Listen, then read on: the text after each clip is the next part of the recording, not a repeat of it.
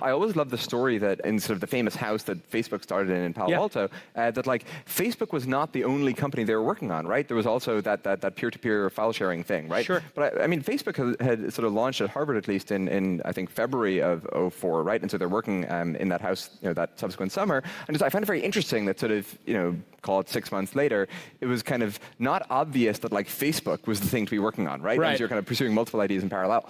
And sort of similarly,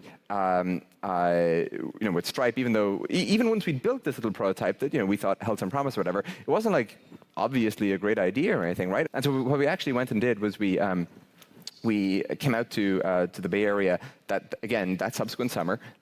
This was for us in the summer of 2010, and just decided to kind of work on Stripe as our kind of bootstrapped internship. And then over the course of that summer, basically, and again, I think there's kind of maybe a lesson here where, I think a lot of really good ideas really don't seem particularly great or big upfront. Again, certainly speaking from personal experience, Stripe did not. But over the course of working on it that summer and sort of thinking about it and so on, we kind of came to shift from sort of thinking about it merely as this nice little tool for developers that kind of makes their lives easier initially, which is kind of what we started out with, to kind of realizing that, well, when you sort of survey the broader landscape, it's not just that it sort of sucks for developers to have to sort of integrate payments initially into their website or service or whatever, but that like the whole edifice is broken, right? We came to appreciate that sort of what we thought was kind of this little pond was actually kind of this much larger ocean.